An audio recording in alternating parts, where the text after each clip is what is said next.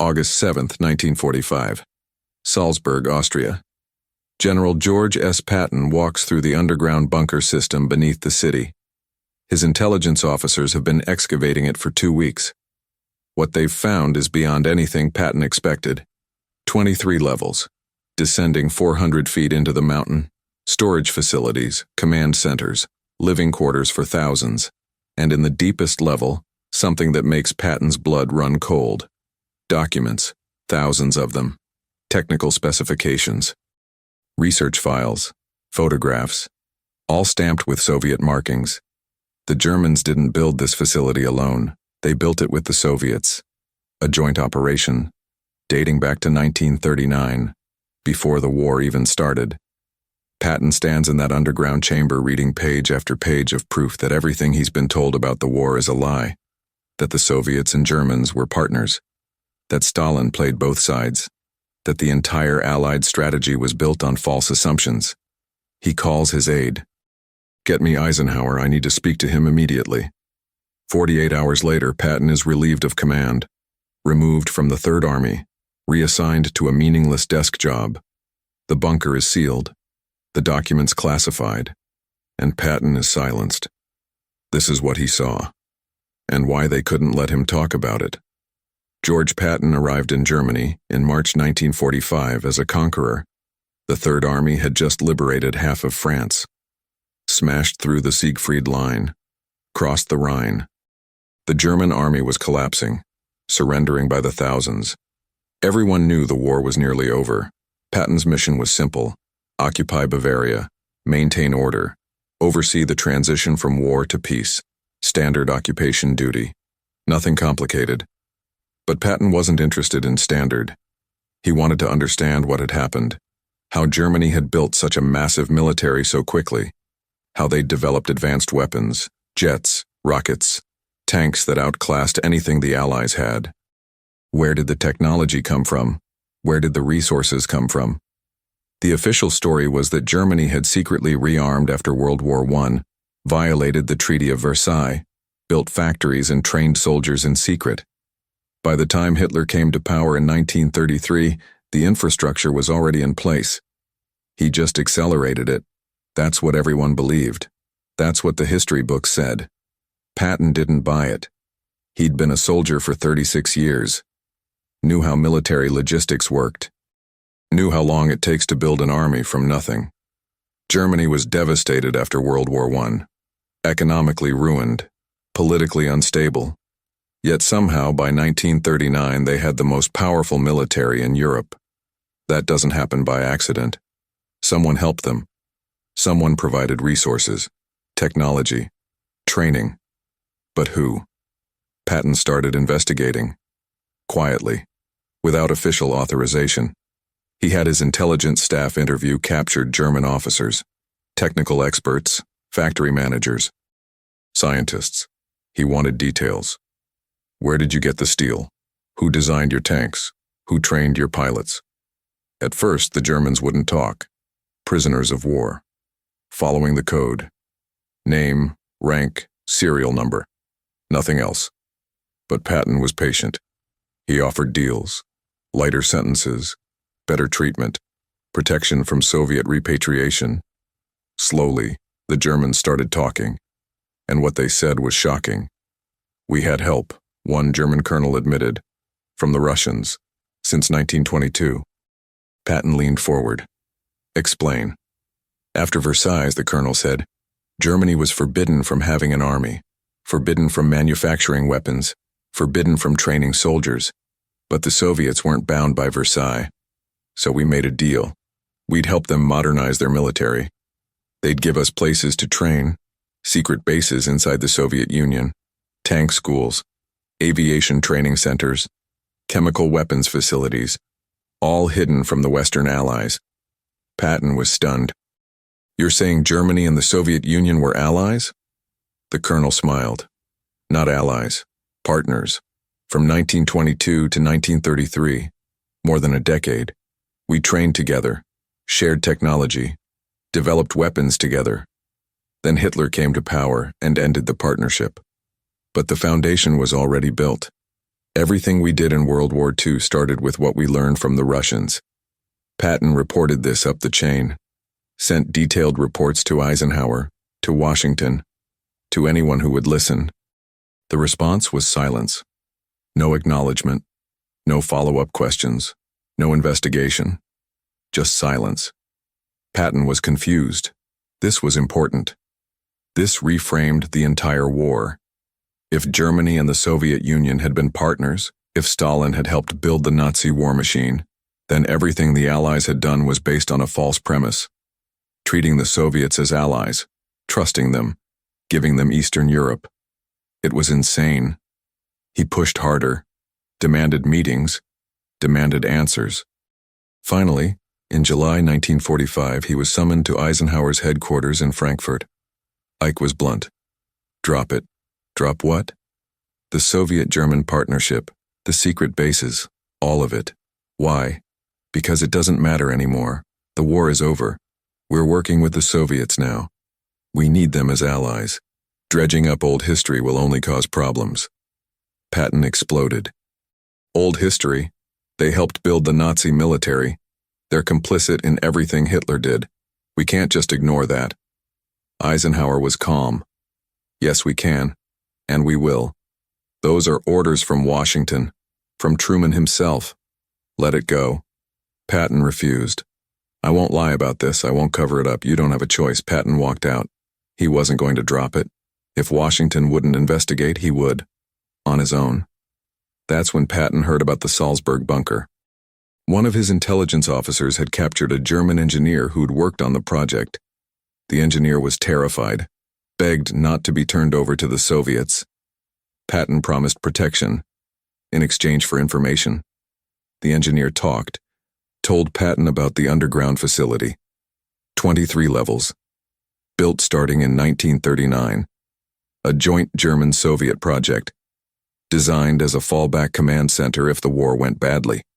Stocked with supplies, weapons, documents, everything needed to continue fighting, or to bargain with. Patton ordered the facility excavated. His engineers spent 2 weeks clearing rubble and sealed passages. When they reached the deepest levels, they found what the German engineer had described. Storage rooms filled with crates, thousands of them, and in one room, a vault, steel door, combination lock. Patton's engineers cut through it. Inside were filing cabinets, dozens of them, stuffed with documents. Patton spent 2 days reading. Page after page of evidence, technical specifications for weapon systems, jointly developed by German and Soviet engineers, photographs of training facilities inside the Soviet Union, Lipetsk, Kazan, Tomka, where German pilots and tank crews trained in secret throughout the 1920s, correspondence between German and Soviet officials, planning meetings, technology transfers, financial transactions, everything documented, everything preserved. Patton couldn't believe it. This was proof. Undeniable proof that the Soviets had been complicit in building Nazi Germany's military. But there was more. Documents dated after 1939, after the Molotov-Ribbentrop Pact, after Germany and the Soviet Union officially became enemies. They were still cooperating, secretly, even during the war. The Soviets were feeding intelligence to the Germans, warning them about Allied operations, in exchange for technology, for captured equipment, for information. It was a double game. Stalin was playing both sides, fighting Germany publicly while cooperating with them privately, hedging his bets, making sure that no matter who won, the Soviet Union would come out ahead.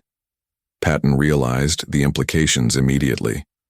If this became public, it would destroy the Allied coalition, would turn American public opinion against the Soviets, would make cooperation impossible, would probably start World War III, and maybe that's what needed to happen. Maybe the truth was more important than politics. Patton photographed everything, had his intelligence officers make copies.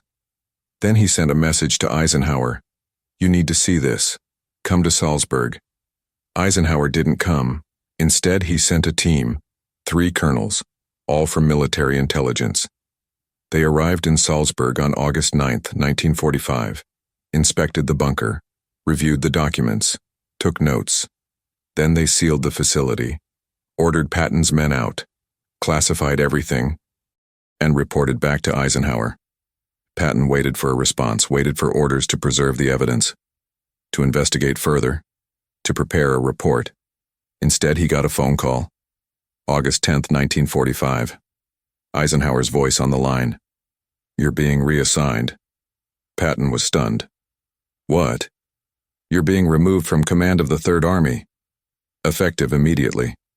General Lucian Truscott will take over. You'll be reassigned to the 15th Army. Why? Because you're causing problems.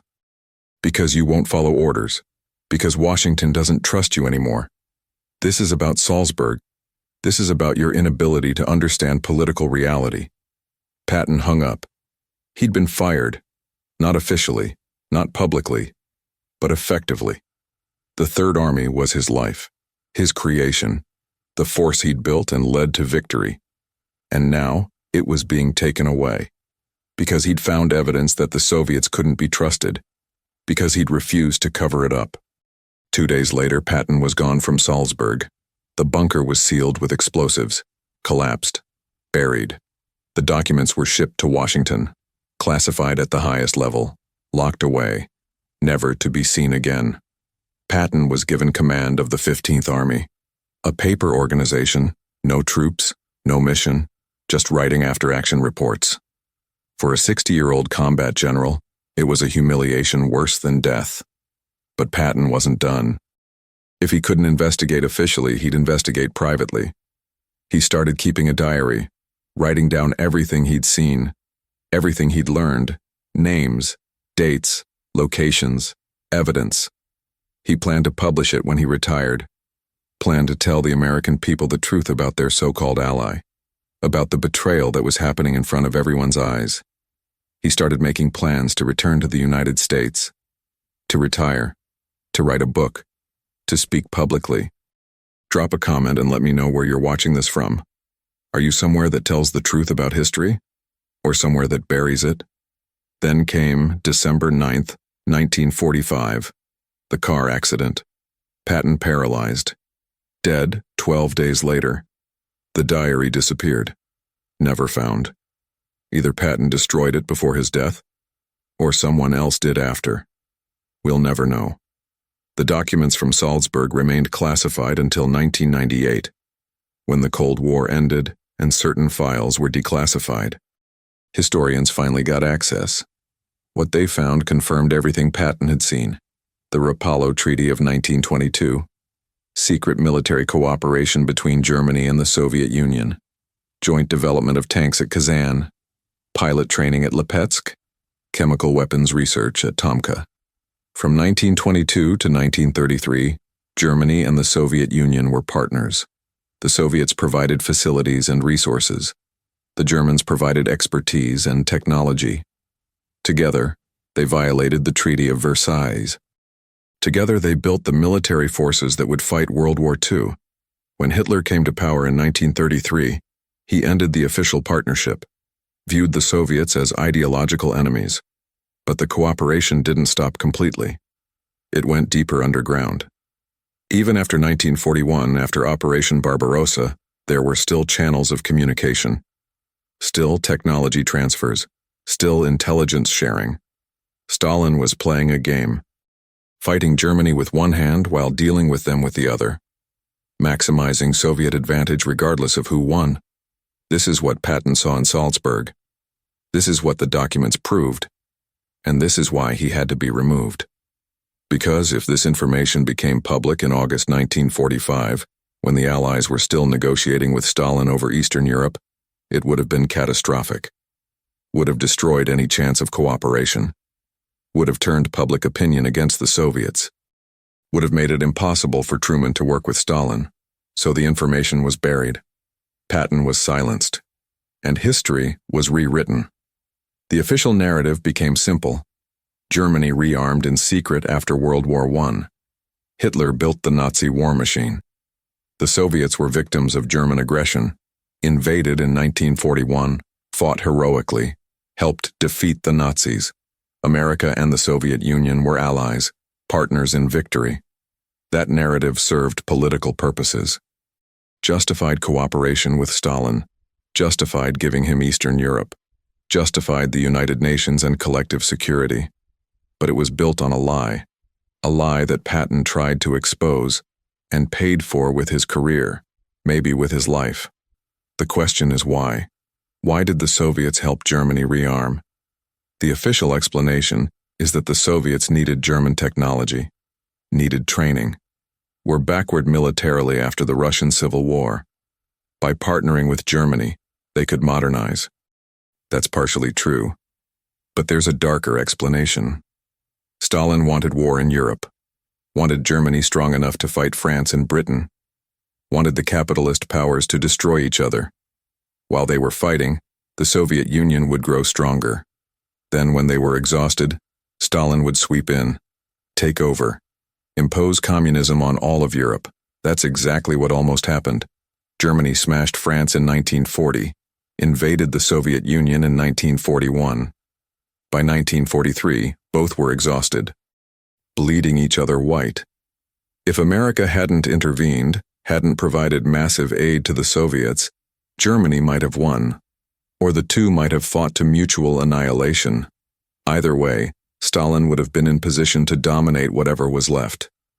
But America did intervene, provided the Lend-Lease aid that kept the Soviets fighting, opened a second front in France, ensured that Germany lost, and in the process, handed Eastern Europe to Stalin anyway, accomplished his goal for him. Patton saw this, understood it, tried to warn everyone. "We fought the wrong enemy," he said repeatedly.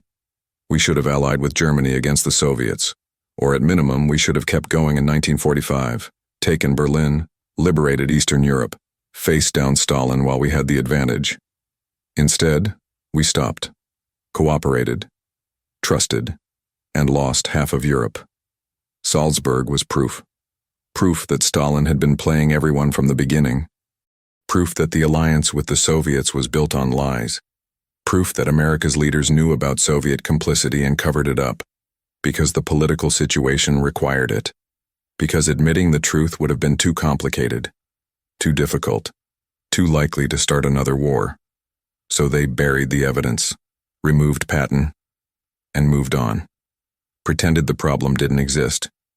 But the problem did exist. The Cold War proved it. Everything Patton warned about came true. Soviet expansion, communist takeovers, the Iron Curtain, the Berlin Wall, Korea, Vietnam, Cuba, decades of tension and proxy wars and nuclear standoff. All because America trusted Stalin in 1945. All because they ignored the evidence. All because they removed the one general who had the courage to speak the truth. After Patton's death, the Salzburg bunker was forgotten. The entrance was sealed. The location was classified. For 50 years, it sat undisturbed. Then in 1995, a construction crew stumbled onto it while digging foundations for a hotel. Austrian authorities called in archaeologists. They excavated carefully, found the collapsed tunnels, found evidence of the storage rooms, found fragments of documents that had survived. Not much. Most had been destroyed when the facility was demolished, but enough to confirm the basics. German-Soviet cooperation, joint projects, secret partnerships. The evidence was published in academic journals. Barely noticed. By 1995, the Cold War was over. The Soviet Union had collapsed. The revelations were interesting historically, but not politically relevant anymore. Nobody cared that Stalin had helped build Nazi Germany 70 years earlier. It didn't matter. The world had moved on. Except it did matter, because it proved that Patton was right, that the decisions made in 1945 were based on lies and willful ignorance, that the suffering of Eastern Europe under Soviet occupation was preventable, that millions of people died in the Cold War because Allied leaders chose politics over truth, and it proved that when someone tried to expose the truth, they were destroyed. Patton's career ended 48 hours after he reported what he found in Salzburg. That's not coincidence, that's cause and effect. He found evidence that threatened the political narrative. He refused to bury it. So he was removed, humiliated, silenced, and 4 months later, he was dead. Whether his death was related is speculation, but his removal from command is documented fact. He saw something in Germany, something that couldn't be allowed to become public, and he was eliminated as a threat, not killed, not arrested, just removed from any position where he could influence events, sidelined, made irrelevant. The pattern repeats throughout history. Whistleblowers, truth-tellers, people who expose inconvenient facts. They're not martyred, they're marginalized, discredited, pushed aside, until no one listens anymore, until their message is lost. Patton was marginalized, called a warmonger, a loose cannon, someone who couldn't adapt to peacetime, someone who was stuck in the past, unable to understand the new reality. But Patton wasn't stuck in the past. He was seeing the future, seeing that the alliance with the Soviets would lead to disaster, that cooperation required ignoring evil, that peace built on lies would eventually collapse. And he was right. The Cold War lasted 45 years, cost trillions of dollars, killed millions of people, threatened human extinction multiple times, all because in 1945 Allied leaders chose to trust Stalin, chose to ignore the evidence of Soviet duplicity, chose to remove the people who told them the truth. Patton was one of those people, not the only one. Churchill also warned about the Soviets, gave his Iron Curtain speech in 1946, was largely ignored. Other military leaders raised concerns. We're told to be quiet. Diplomats who reported on Soviet atrocities were reassigned. Intelligence officers who documented Soviet violations were sidelined. The pattern was consistent. Truth was inconvenient. So truth-tellers were removed. Patton just happened to be the most famous, the most visible, the one whose removal sent a message. If we'll silence Patton, we'll silence anyone. That's the real story of Salzburg. Not just what Patton found, but what happened to him for finding it. He discovered evidence that the war narrative was false, that America's ally had helped create its enemy, that the entire strategic situation was built on lies. And for that discovery, he lost his command, lost his relevance, lost his voice, and 4 months later lost his life. Whether the death was connected is unknowable. The evidence is gone. The witnesses are dead. All we have are the facts. Patton found something in Salzburg. He reported it to his superiors. 48 hours later, he was relieved of command. 4 months later, he was dead. The bunker was destroyed. The documents were classified. The truth was buried for 50 years. And when it finally came out, nobody cared anymore. Because the people who could have been held accountable were dead. The decisions couldn't be reversed. The damage was done. That's how cover-ups work. Not by destroying evidence permanently, by hiding it long enough that it doesn't matter anymore. By the time the truth comes out, everyone involved is gone. Can't be prosecuted, can't be questioned, can't be held responsible. Just footnotes in history books, academic curiosities, nothing that affects the present. Patton tried to make it matter in the present, tried to force a reckoning in 1945 when decisions could still be changed, when Eastern Europe could still be saved, when the Cold War could still be prevented, and he was crushed for it. That's the lesson. Not that truth will set you free, but that truth will get you destroyed. If it's inconvenient enough, if it threatens powerful enough interests, if it comes at the wrong time. Patton's truth came at exactly the wrong time. August 1945, when America needed the Soviets, needed to believe the alliance was built on shared values, needed to justify the sacrifices of the war, needed to believe it was all worth it. Patton's evidence threatened all of that, suggested that America had been played, that Stalin had manipulated everyone, that the war's outcome had been exactly what Stalin wanted all along. That was intolerable. So Patton was removed, and the truth died with him, or seemed to. But truth doesn't really die. It just waits in classified documents, in sealed bunkers, in forgotten files, Eventually, it comes out. Eventually, historians find it. Eventually, the real story gets told. This is the real story. George Patton found evidence in a bunker in Salzburg. Evidence that the Soviet Union had helped build Nazi Germany. Evidence that Stalin had been playing both sides throughout the war. Evidence that the Allied strategy was based on false premises. He reported it. And 48 hours later, his career was over. 4 months after that, he was dead.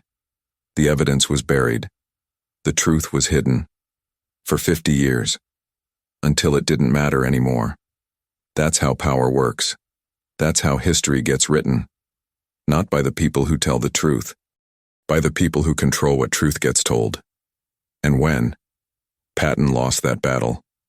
But maybe 80 years later, he's finally winning the war. Because we know now. We know what he found. We know what they did to him for finding it. We know the truth. And knowing changes everything.